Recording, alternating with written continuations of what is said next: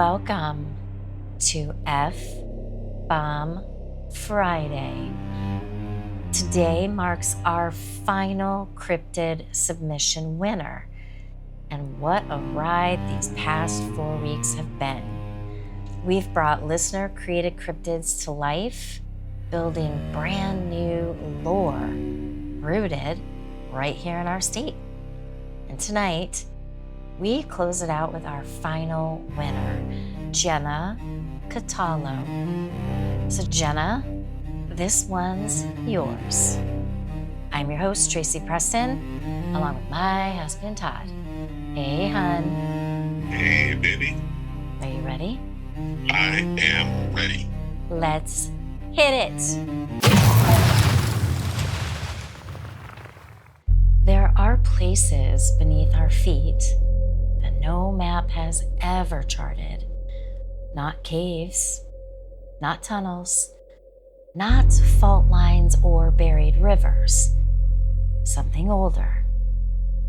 Passages worn smooth by claws, by hunger, by obsession. There are sounds that rise through the ground some nights, soft scraping beneath basement concrete, hollow knocking under hardwood floors, the faint crumble of dirt inside walls that should be solid. Most people dismiss it. House settling, pipes shifting, mice. But there are stories whispered across generations and continents of something that digs not to escape, but to return. Today's episode of F-Bomb Friday begins in the dry, red heart of Australia and ends in the quiet bedrooms of children in Michigan. This is the legend of the Gribble. Long before roads crossed the Outback, before fences, before mines, before towns, names, and borders, there were tribes who painted warnings on stone. Some of those paintings remain today. Weathered ochre figures with reptilian heads, tall bodies, long talons, crowned in crimson manes. Archaeologists call them ceremonial spirits. Anthropologists call them symbolic guardians. But among certain elders, when the tourists leave and the campfires burn low, another explanation is given. Those were not spirits. Those were memories. They speak of a race that lived beneath the earth when the world was young. Tall hunters, scaled skin the color of deep water, eyes like split amber, feathered ankles for silent movement, and around their necks, a thick mantle of red fur that bristled when they became angry. They were called many names in many dialects, but one word survives in fractured form: Gribble. The Gribble were not beasts, not at first. They were said to be cunning, organized, builders of vast chambers beneath the desert stone. They understood the stars. They understood pressure in the earth. They understood where rivers once flowed long after they vanished. And most importantly, they understood gold. not as money, not as jewelry, as power. They believed gold held memories from the birth of the world, that sunlight itself had been trapped in stone, that if enough gold were gathered, it could awaken ancient forces. So they dug and dug and dug. They tunneled through mountains. They hollowed valleys from beneath. They followed veins of metal downward like priests chasing revelation. For a time, they prospered. They adorned their temples with gold dust. They painted their claws with it. They worshipped those who found the richest deposits. Kings rose, empires formed, and then greed entered, like poison. Soon, clans turned on one another. Tunnels collapsed from sabotage. Food stores were stolen. Broods vanished. Sacred maps were burned. The deeper they dug, the more unstable the earth became. Still, they continued. Because somewhere below, according to their oldest prophecy, lay a buried inheritance from the first sun. A hoard vast enough to restore their race forever.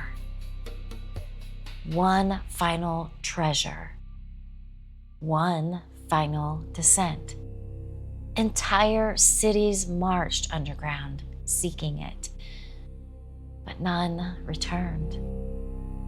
Then came the great cave-ins, miles of earth folded inward. Temples sank, passages flooded with sand. The Gribble civilization swallowed by its own hunger. Those who survived scattered into the endless underworld. And over centuries, they changed. No kings, no language, no cities. Only instinct. Only memory. Only the need to dig.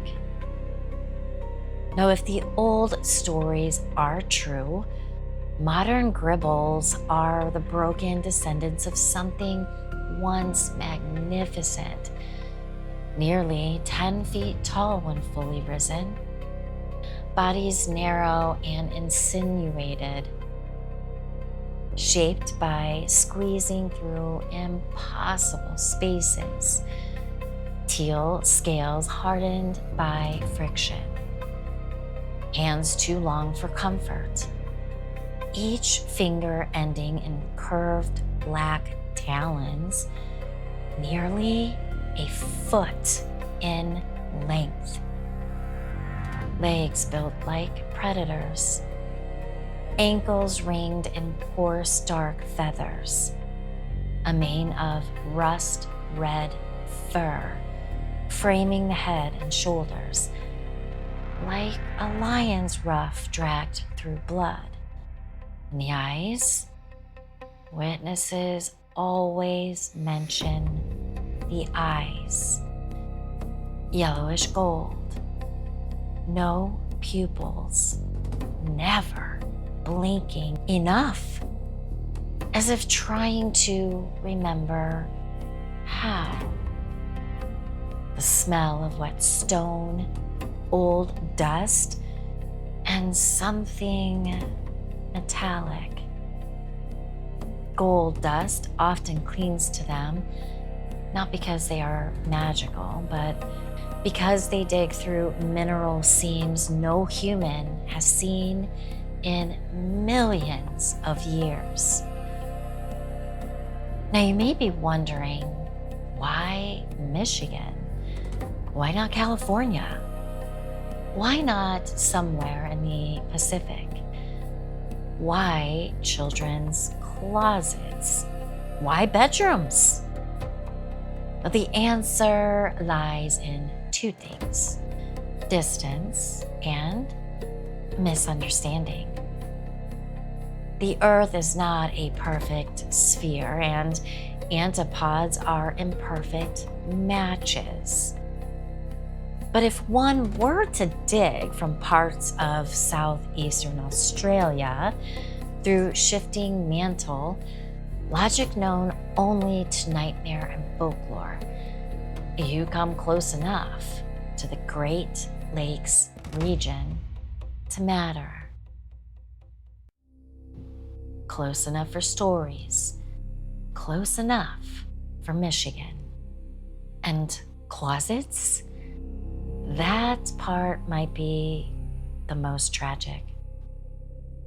Among surviving fragments of Aboriginal oral warnings translated decades ago, there are references to the Gribble seeking hearts of gold. Now, many assumed this meant noble people. Others believed it meant sacrificial children.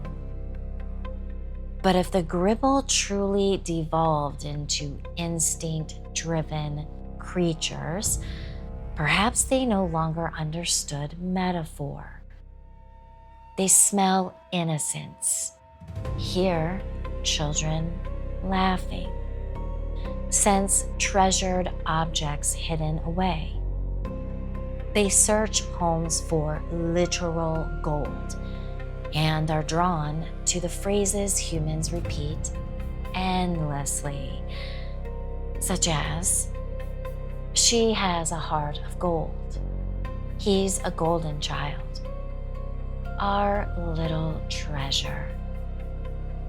Words to us, signals to them. The first known Michigan account dates to 1891, near Ann Arbor. A farming family named Decker reported strange trenches appearing overnight in their root cellar. Potatoes dragged into neat piles, jars shattered, a yellowish metallic powder coating the floor. They assumed it was neighborhood boys messing around until their youngest daughter, Clara, refused to sleep. She claimed a blue giant rooster lizard stood inside her wardrobe at night. Its claws tapped against the wood. Its eyes watched her breathe. Her parents scolded her, of course, for lying. Then 3 nights later, Mr. Decker found deep grooves carved into the inside of the wardrobe door, from the inside out. Clara was discovered asleep beneath her bed, clutching a brass button and muttering, "He was angry. It wasn't gold." In 1917, a boarding school outside Lansing quietly dismissed rumors after 6 children separately described the tall, feathered man emerging from storage closets. Teachers began noticing gold-colored dust on the classroom floors. One nun recorded the following in a private diary. Quote, "It moved with dreadful patience. It did not rush. It inspected everything, as though it was disappointed it wasn't finding what it was searching for." That diary was never published, It surfaced at an estate sale in the 1970s, then disappeared again. In the 1930s, during the Depression, the stories increased. People hid valuables in walls, coins beneath floorboards, wedding bands sealed inside jars.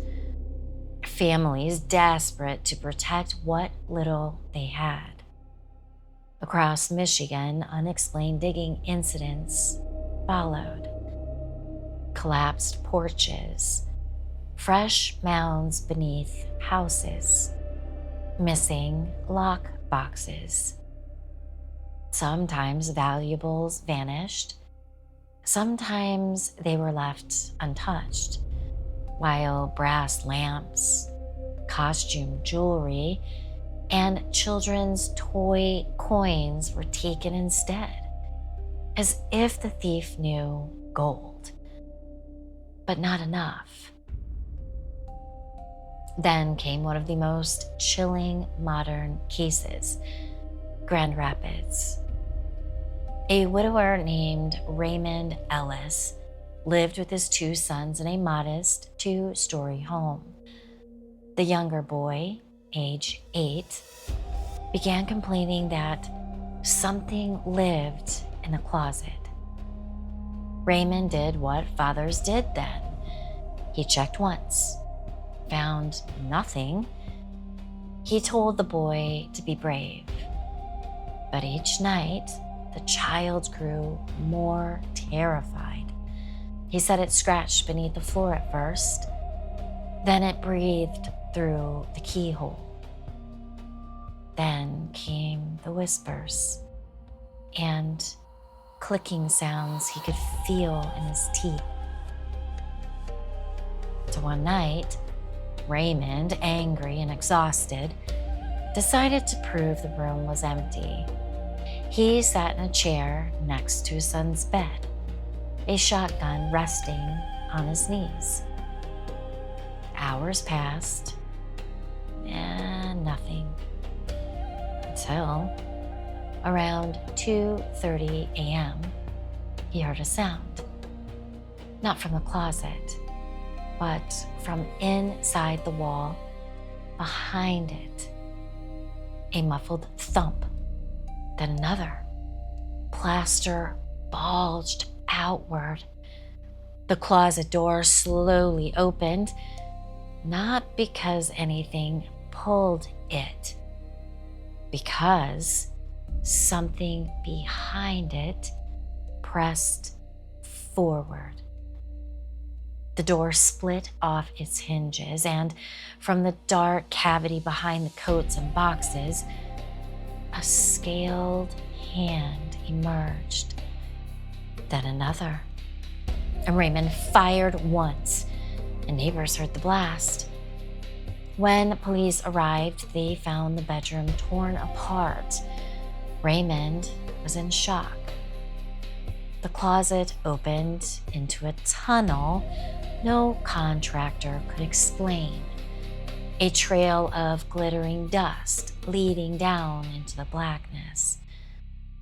Raymond, however, was never quite right again.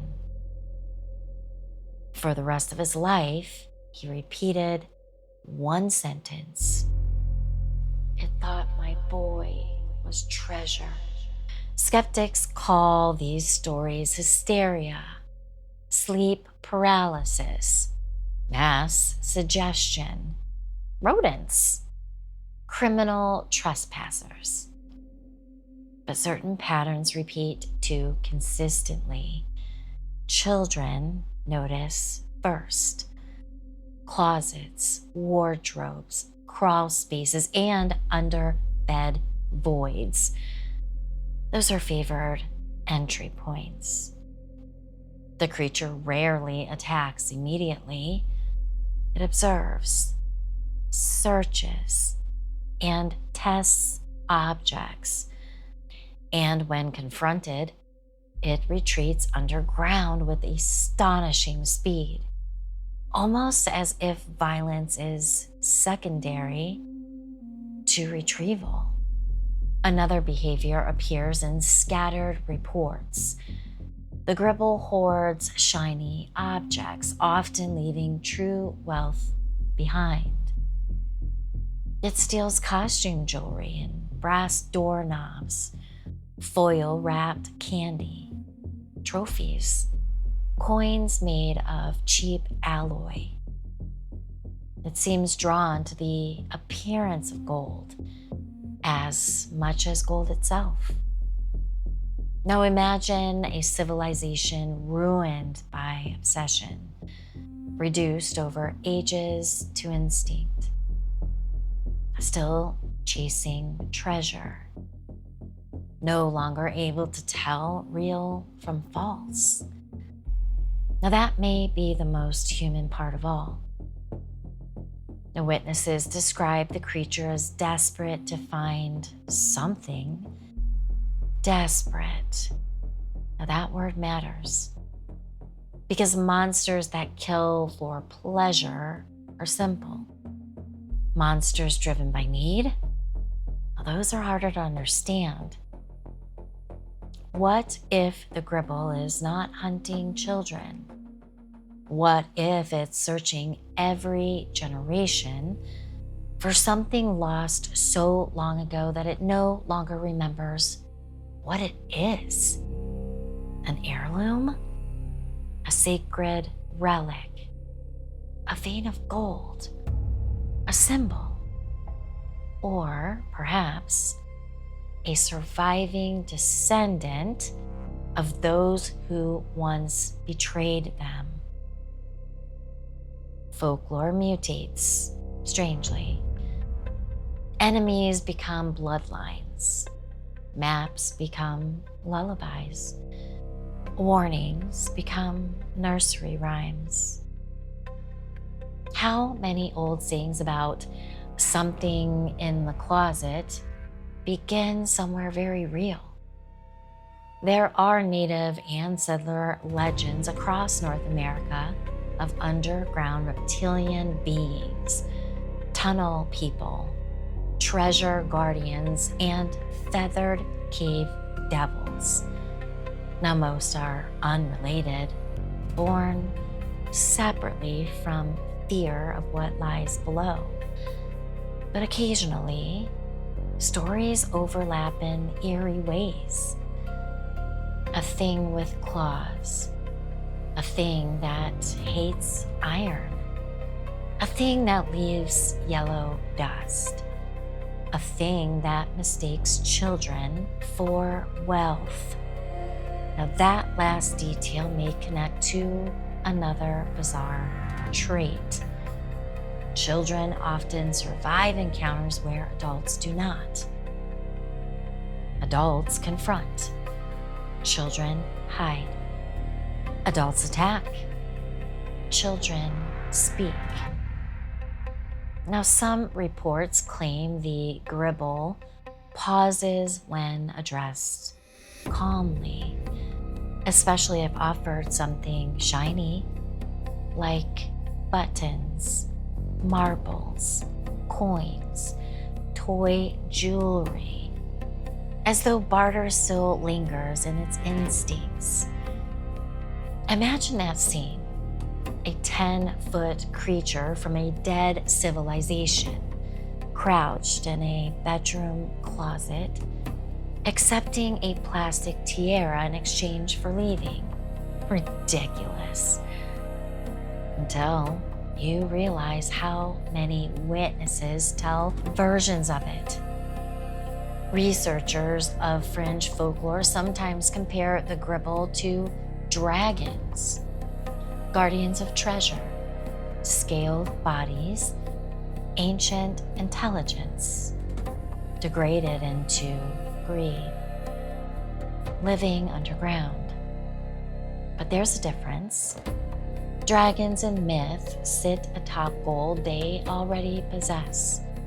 The Gribble never stops searching. It is not guarding treasure. It's trying to get it back. What inheritance could survive from 600 BC?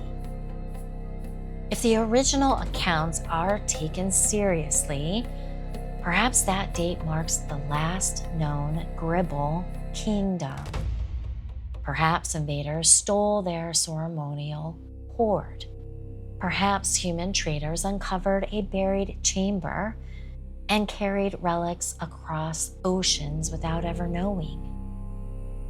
Perhaps pieces of that treasure were melted, traded, inherited, pawned, buried again, scattered worldwide, and the Gribble senses traces of it.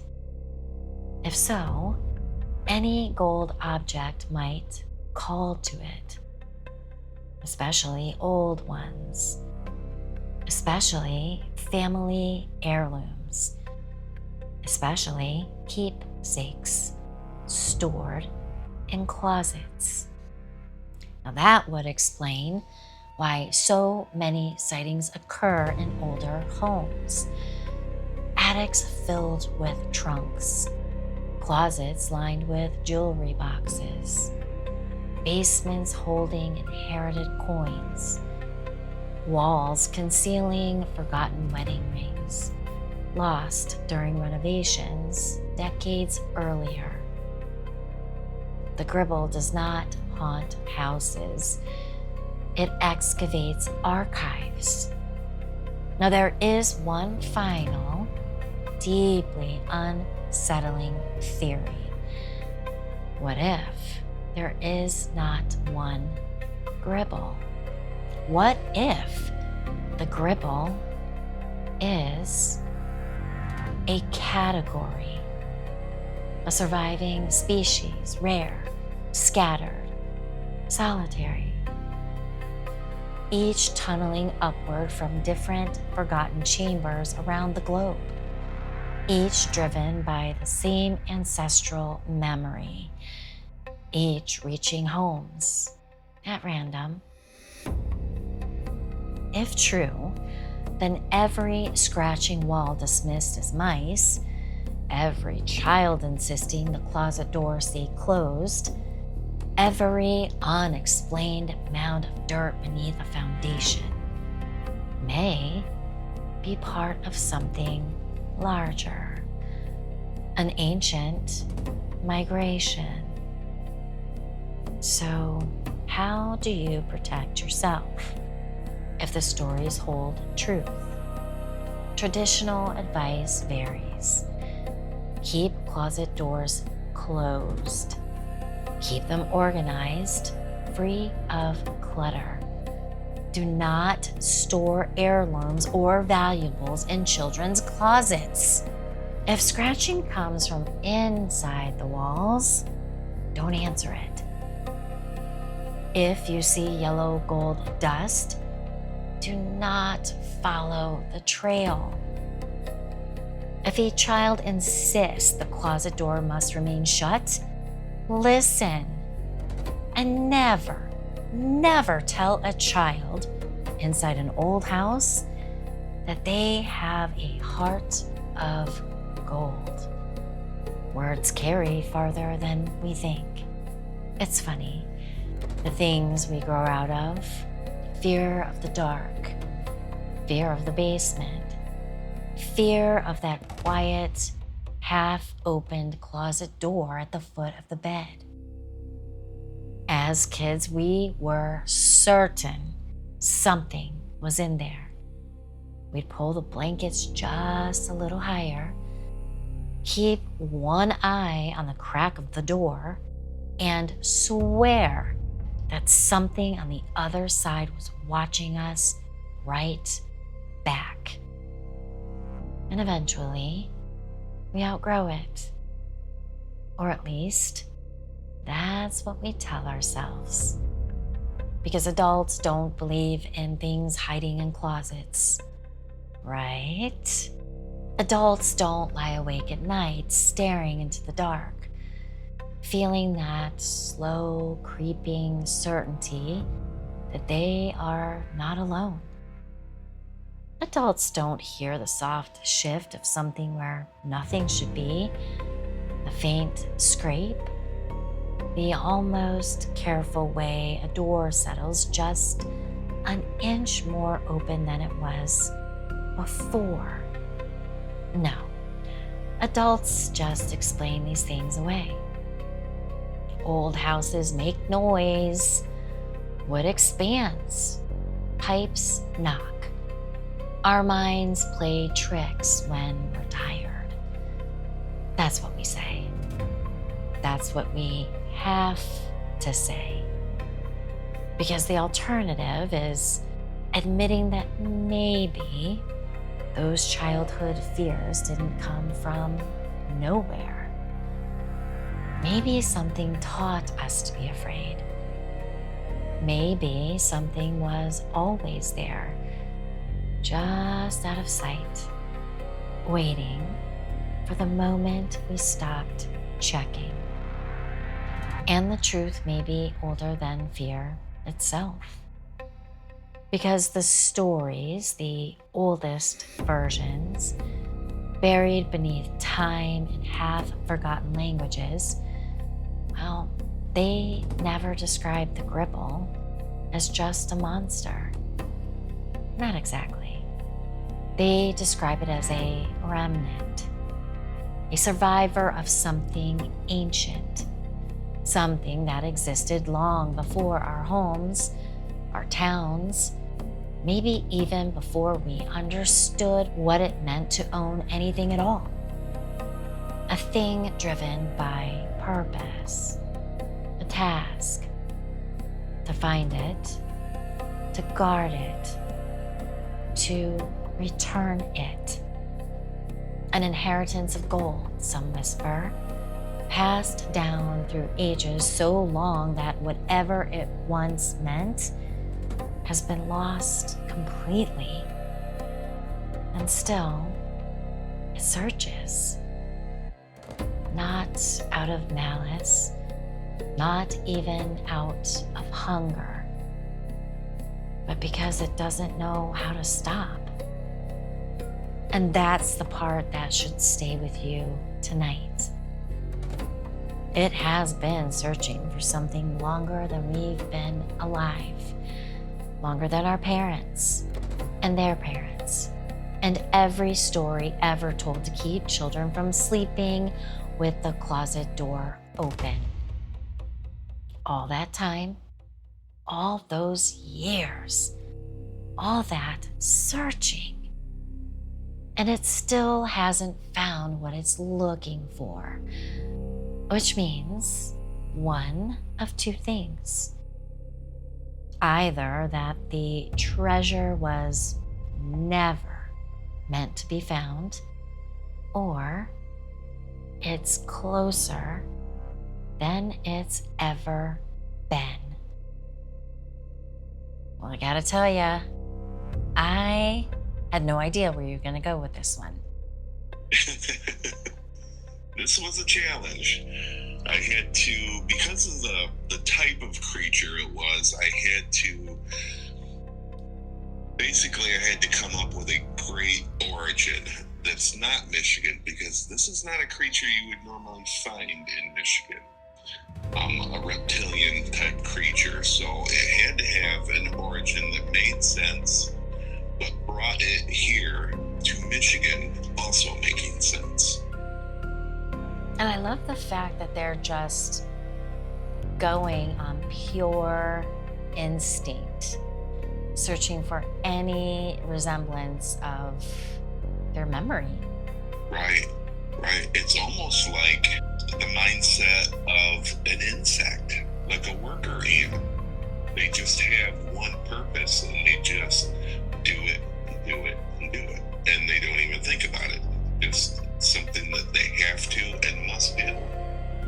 When you know the other thing that took me right back to my childhood as clear as day? Being in my room alone at night. I think all of us have that horrible fear, and to this day, I don't sleep with my closet door open, not even an inch. Oh no, that closet door has to be shut. Yes, it does. Now, think that's a great tie-in with most every child deals with, the fear of the dark, the fear of what you can't see, and strange noises you hear. It just all made sense and all came together, I think, really in one terrifying package with this story. Well, great job, hun, and bravo to you, Jenna. Bravo. Yes, great story, great concept, and very welcome new cryptid here in Michigan.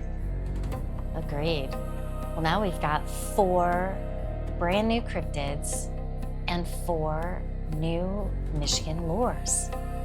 We do. This was fun. I think we might make this a thing every year. Maybe we'll do it again next year. Our annual cryptid submission time. Yeah. Love it. Well, do you want to sign us out, hun? I sure do. You better lock your doors. You better lock your windows. And you just might want to make sure that closet door is shut. Will do. Well, thank you, hun. Thanks, everybody. We will see you again on Alice Monday. We'll see you on Monday.